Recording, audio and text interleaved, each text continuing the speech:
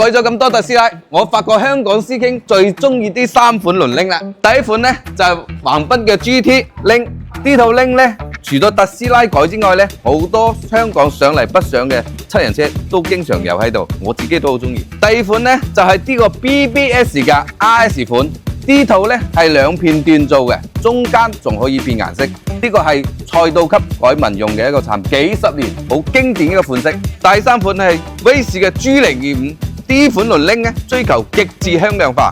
咁唔知有冇師兄裝咗上去用過，係咪續航加長咗？老老實實北上整車呢，呢啲進口鈴呢肯定就唔抵玩啦。因為點解呢？你進口鈴呢係香港換都比個大陸平，所以北上整車啊，試試我哋國產嘅。